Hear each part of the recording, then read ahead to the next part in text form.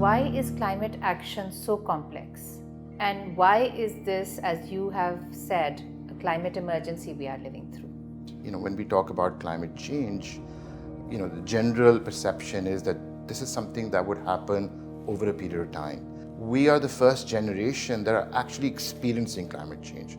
So it's not something that's in the distance or in the future or is in the abstract, but it's actually happening right now. 20 years, we've had 16 of the warmest years ever recorded in history. If you look at just last year, we had floodings all across the world, in Germany, in Canada, we've had flooding in Pakistan, we had extreme... In South America. We've had heat waves in Karachi a few years ago, we've had, variability in rains. So these are extreme events that are happening now. Climate change doesn't focus on certain boundaries. It has no respect for boundaries. So it's no longer just an emerging economy challenge, but it's happening all across the world. The difference is, and why it's important for countries like Pakistan, is that our capacity to deal with that, the financial resources that we have, are not enough. Hence, we bear the brunt. And that's why framing it as an emergency creates that sense of urgency for us to act right now. So, do we need a roadmap? How can we play our part on a national level, on a societal level, on an economic level to tackle this issue? I've been working in this space for a while. I've engaged with the country as well, and really thinking about, how can we move from these global debates into action. Younger generations, NGOs, local communities are now demanding that we should act on what we've promised instead of making more promises. So we really have to move away from this narrative of climate change or climate action into reality and translate many of those elements into action. So let's start with an approach. Right. And I'll build that out as we go along. I think what's really important from a country's perspective like Pakistan is that when we look at climate change, those challenges are very local. Although we have global commitments, we're a good citizen, but the solutions or the challenges have to be seen in local context. Right. So it's important to build national priorities, like what is important for the country. Are we focusing on agriculture? Are we focusing on livelihoods? Are we focusing on looking at the water level challenges? So there are many challenges. So it's important that we take a country ownership approach, that it's really coming from a bottom-up perspective, that we as a country have thought, engaged with our relevant stakeholders, with our communities to understand what those challenges are. And we're really not importing those solutions from outside. So the first step is developing country ownership, and Pakistan has done quite well in that. We have already these national plans, national policies. So it's important whenever any challenge comes in, it has to be linked to our priorities. So it's relevant for our country. The second element I think it's important is that, when we look at climate change, it is a global phenomenon, but the actions are very local. And so it's very important that we engage stakeholders from all across these different levels. So, policymakers alone can't solve this challenge. There isn't a silver bullet that could solve the climate problem. So we have to involve different stakeholders. We have to get policymakers to come together and set the right policy. But then you need other actors, funders, private sectors to come and contribute to it. But one of the most important actors are local communities. Communities that will actually accept those solutions.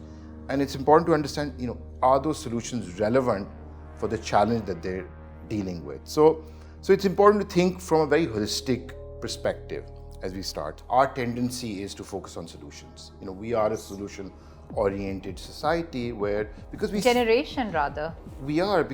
face so many challenges, we're always looking for answers. Yes. And I think in case of climate change, it's not that simple. Right. We can't focus or we can't start with solutions. Instead, we really need to focus on the problem. And so there's this saying that don't fall in love with your solution, but fall in love with your problem. Right. Because the solution is solving one particular challenge. So for example, if our challenge is looking at, or if you want to present electric vehicles, then it's really focusing on reducing Carbon emissions or vehicular emissions. Yeah, reducing emissions. And that's fine. That's the problem it's solving, but it's not solving other challenges.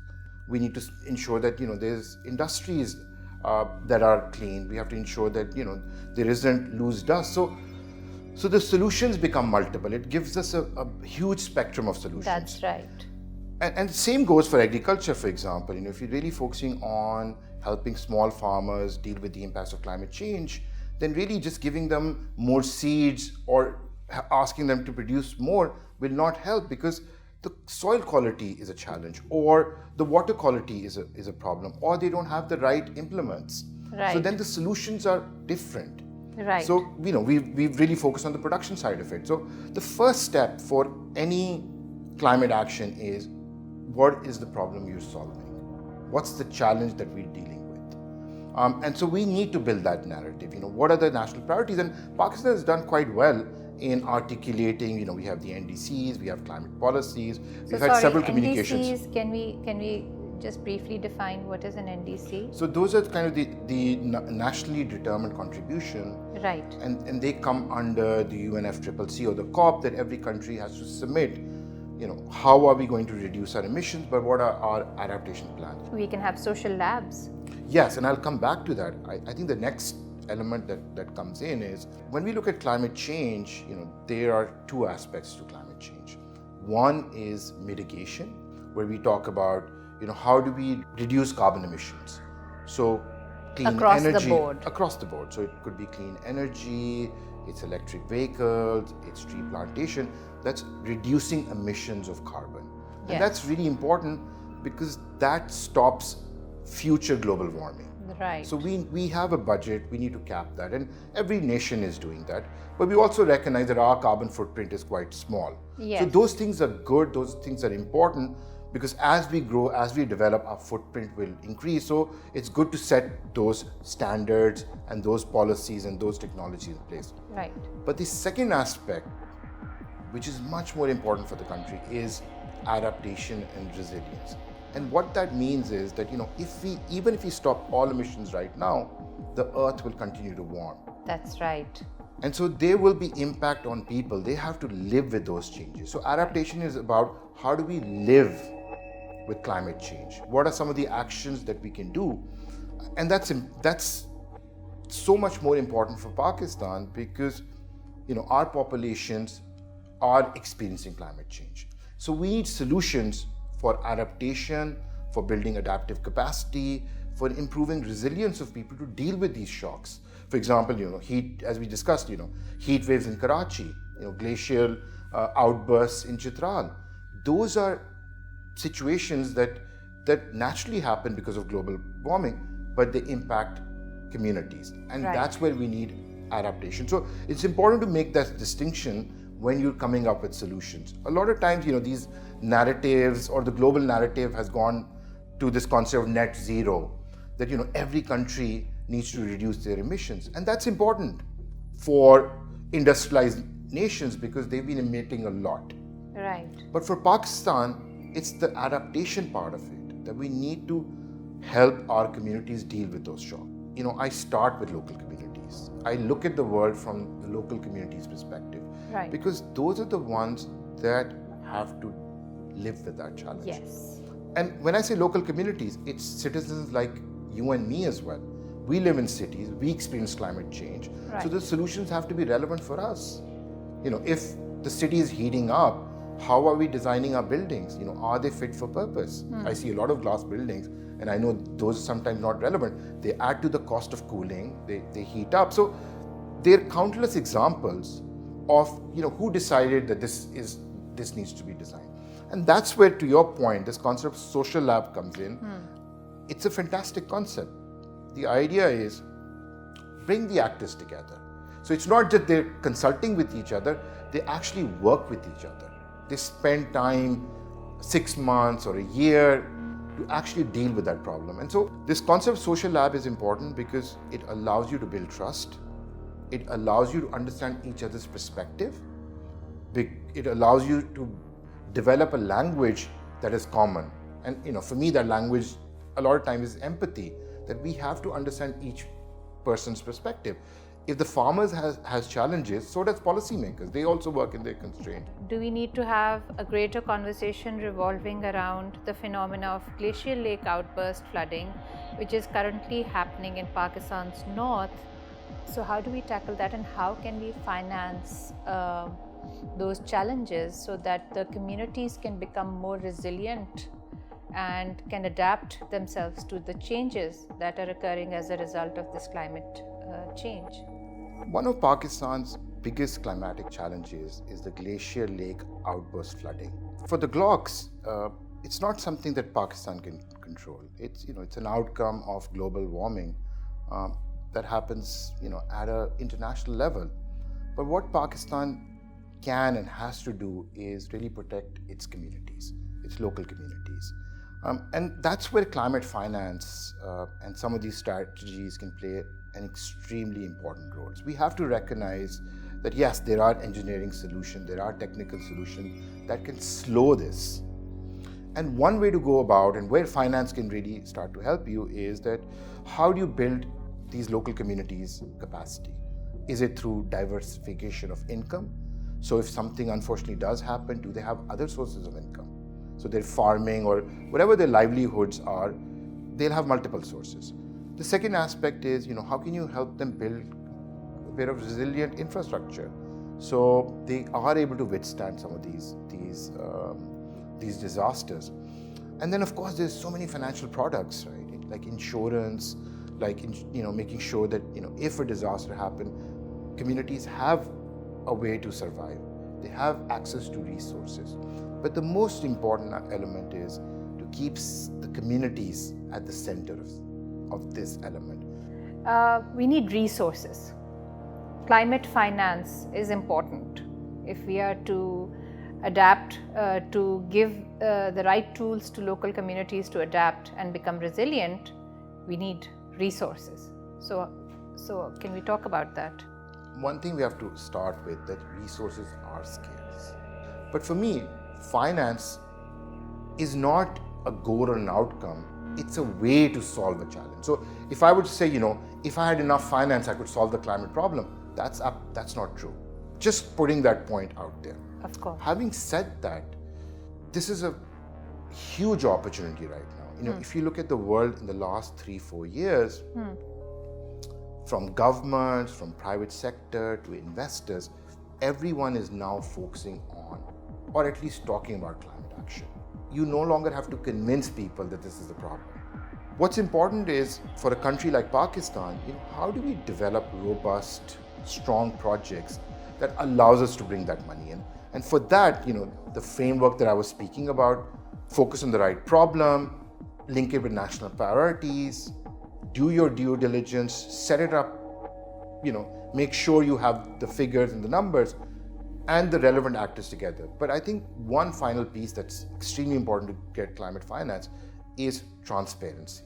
That when we set up our institutions, when we set up our projects, we have to ensure that we have the right code of corporate governance. We have the right transparency. We have an accounting system that allows funders, policymakers the visibility to see what's really happening. So we need to develop some of these projects. So as I said, finance becomes important, but let's think about what the finance can help us do. Right.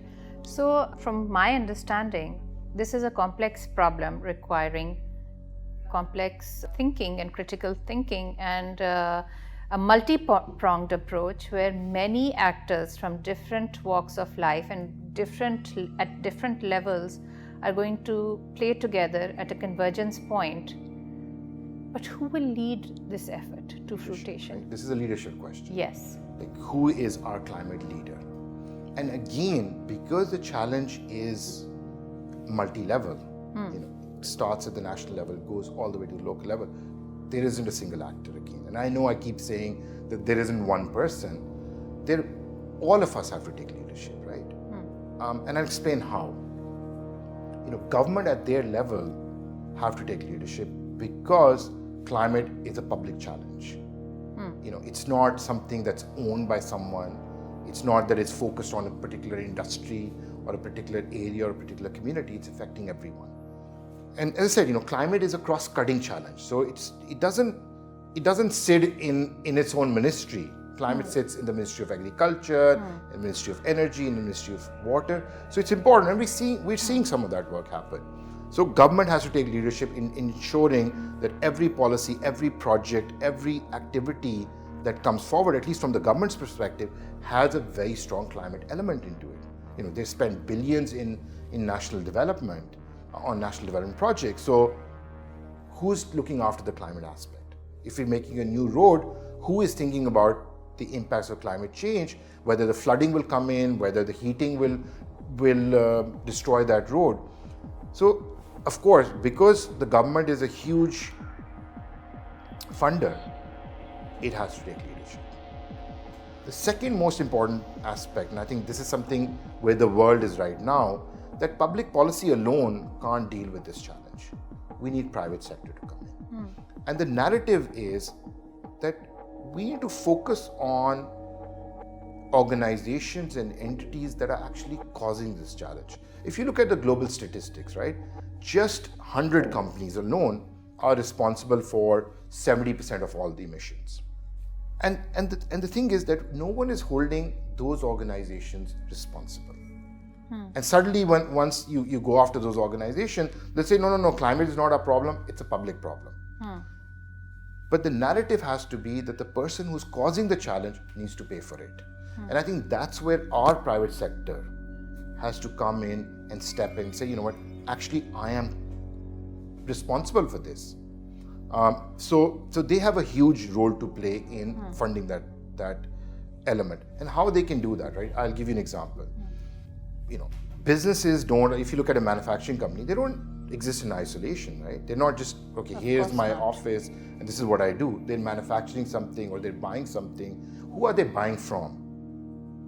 So if you look at a food company, they're obviously buying from local farmers, or they're buying through their supply chain. So the companies themselves can be held responsible to ensuring that the supply chain is climate resilient, or they are supporting their farmers with the right resources, or the product that they're buying is not damaging the environment, or the farmers are getting the right support or the right income to really deal with those shocks. So companies can play an extremely important role, a critical role in ensuring their entire supply chain is climate resilient.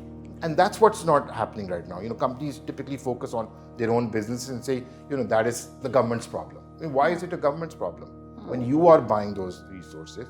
But it's also an opportunity for them, because if climate change happens, your productivity will go down. So where will you buy those inputs from? And we're seeing this. We're seeing global inflation happen where products are getting more expensive. So if we had set up those processes, then it actually benefits the companies because they've got secure, reliable inputs coming in. So I would say that companies have an instrumental role to play. Moving forward, we see communities, right? We live with these challenges. And that's where we have to ensure that we continuously raise our voices. I think we can, of course, have better behavior, better consumption pattern. We can ensure that we don't, waste resources. For a fact, as a stat, 40% of all food produced is wasted. And it's not just at the consumption level, it's at the production level, at the storage level. So imagine the amount of resources that goes in this world to produce food, and 40% is wasted. And then we say that there are populations that are dying because of hunger. So there's obviously something in the system that's wrong as well. That's where private sector can come in, and that's where we as consumers can come in and ensure that we're not wasting food, or we're not over-ordering, or we're making sure that there is a system to ensure that this food is used. So as individuals, we have a certain amount of responsibility, but again, we shouldn't take all responsibility. We as consumers also have to play a role in making sure that we raise awareness. We don't let these issues die. Right. Thank you for this very engaging conversation. We've had the pleasure of talking to you today. Thank you for joining us. Thank you so much. My pleasure.